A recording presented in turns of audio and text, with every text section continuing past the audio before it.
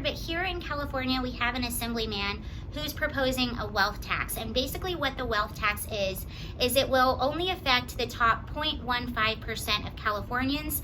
And these are Californians who have a net worth of over $30 million, and that's roughly 30,000 Californians that this will affect.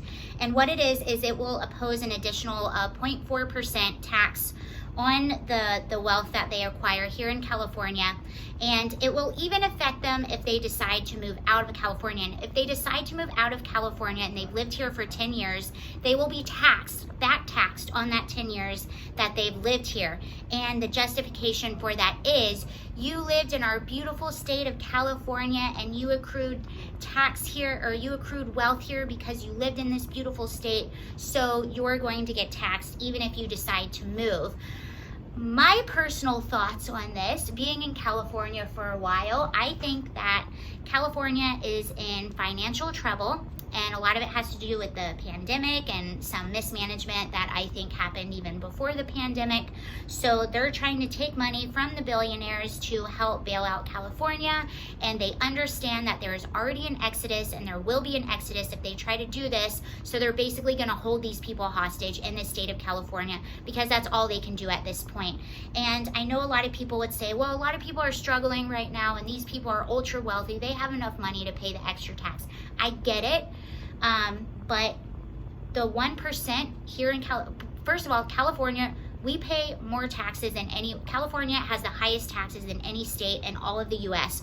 Our top 1% here in California is responsible for 50% of the tax revenue. So that top 1% in California is basically taking care of most of the state. So you need those rich people here. You need that 1% here to pay that tax. And our top 1% also, they're only taking home about 50 cents to the dollar. So when they go out and work, they're only getting paid for 50% of their time. So they're already being taxed at an astronomical rate, and they're being taxed at a higher rate than you and I. So they're already being taxed more. Also, I have a few friends in the 1%. They're definitely not in that ultra high net worth range, but I have a few friends that are in the 1% that live here in Colorado. Their financial advisors are telling them to take up residency in other states because it is so expensive here and it's just not financially smart to live here at this point. And here's the thing, and this is what I think the person that is making this bill understands. The wealthy, they have options to have homes in other states. They have options to take up residency in other states. If they're not happy here with how the state is being run, they're gonna go and move other places. The ones that don't have the option to do this are some middle class people and the poor people, and those are the ones that are gonna be stuck in the ruins of what these politicians have created here in California. We're already seeing an exodus, and I think this was a reaction to that. Also, I wanna point out one more thing. I know this is kind of like off topic, but at the very beginning of the pandemic, Gavin Newsom signed a $1 billion deal with China and that bought masks from them. We have factories here in California. I know someone that runs a factory where they make masks. They were making surgical masks. Gavin Newsom was very highly criticized for this because he made this bill without checking with any of these California businesses to check prices with them. Now, I guess, of course, you can criticize that maybe it was a financial thing, maybe he got them super cheap, but he didn't even check prices or float anything around any of the manufacturers here in California. So this is what's happened. And then with Elon Musk, he was frustrated because he was told that he could open his factory. He was getting ready to open up, and he even told his employees, if you're uncomfortable coming to work, don't come in. If you want to come to work, come in. He was all set to open his factory, and then he got told either the day of or the day before that he had to re-shut it down. He wasn't allowed to open. So he got really frustrated and said something on Twitter about maybe considering moving his factory to Nevada or Texas. And an elected official actually told him to F off or something like that. And this is the problem. You have some smugness with our officials, with these men. So I believe Elon Musk is actually moving Tesla to, I believe, Texas. And Tesla is the last car manufacturer in California. You have Joe Rogan saying he's moving to Texas. He's tired of the politics in California, the traffic, the homelessness, and now everything's shut down. We have no freedom. You have Blair White. She's a commentator saying she's deciding to move to Texas since the shutdown. She's just realized with all the glitz and glam of Hollywood gone, now all she sees is the homelessness, the crappy politicians, the traffic, and the uptick in crime, the defunding of the police, all of these things. A lot of people are really frustrated living here in California, understandably. And when you're already paying astronomical prices to live here and you don't even feel like the government has your back, why on earth would you stay, especially if you're a millionaire and you have the option to go somewhere else and to leave very easily? And, you know, I watched the assemblyman who is proposing this wealth tax. I watched him have an interview on Fox News, and the question to him was, why would anyone stay in California? And you know, they have this smugness because they understand what a beautiful state California is and how great it is and this and that, and they think it's such a privilege for people to live here. And in a sense it kind of is, but we also pay to live here. We pay a lot for the privilege or to live here. And it was very smug, and the person at Fox News was like, well, you know what, there's a lot of beautiful places in the US, and he's right, there are a lot of beautiful places. California isn't the only one. So I know what you're thinking.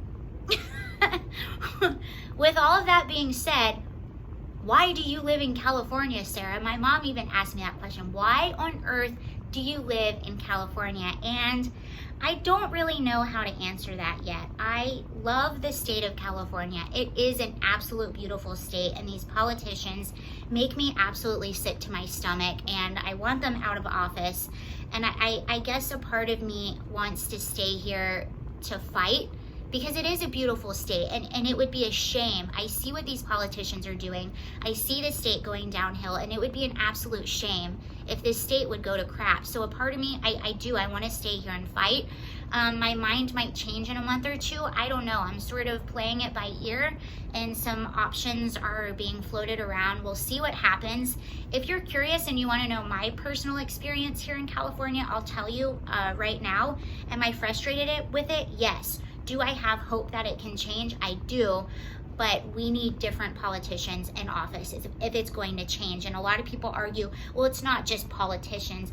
It actually is. It's the policies that they have enacted that have allowed this to happen. For instance, let's look at the homeless population. The homeless can shoot up in the street. They don't get in trouble. They're allowed to have their encampments. They're allowed to park a van on the side of the road and live in it. There's something called van lords. You'll see a row of 10 vans, and you have a guy that's just running these vans and renting them out. And this is happening right now in Venice Beach and other areas, and I'll tell you how this is able to happen and how people know about this. There's a website online that tells you where you can park your van and live in it, and you won't be in trouble. So people flock to these areas.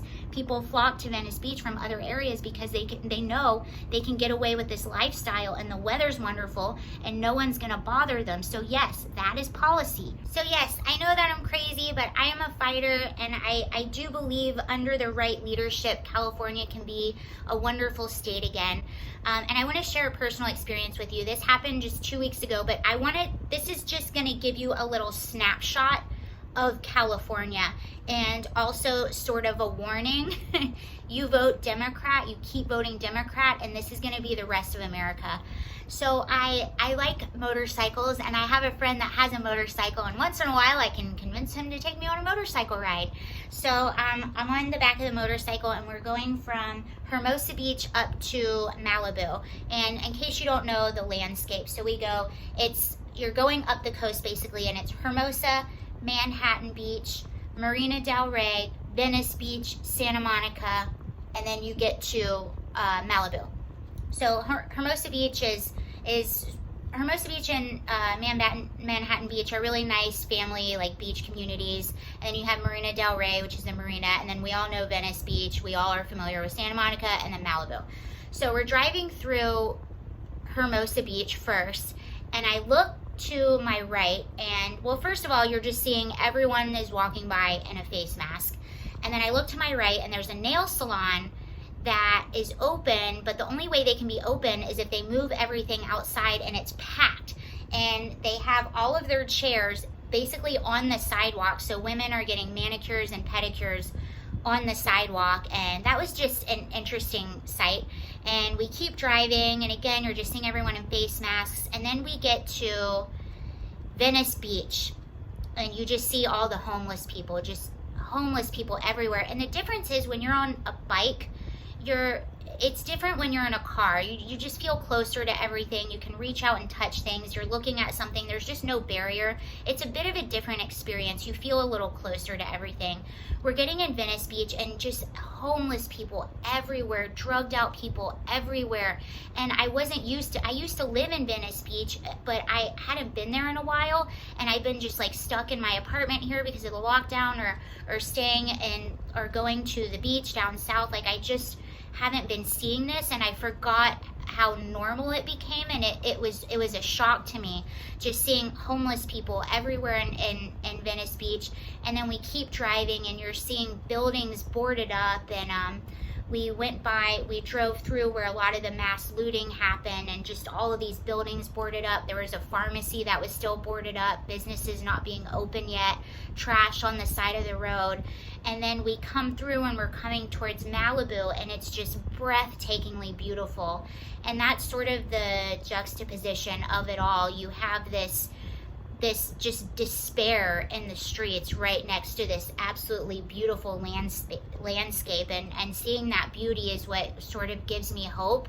And what makes me so sad about California is because it should be preserved. It's absolutely beautiful, and the beaches here, sometimes I'll get angry about the news or what's going on or what's happening, and you go to the beach and you look out into the beautiful ocean or the beautiful cliffs, and you're like, okay, there is a God, or the world is good, there is beauty.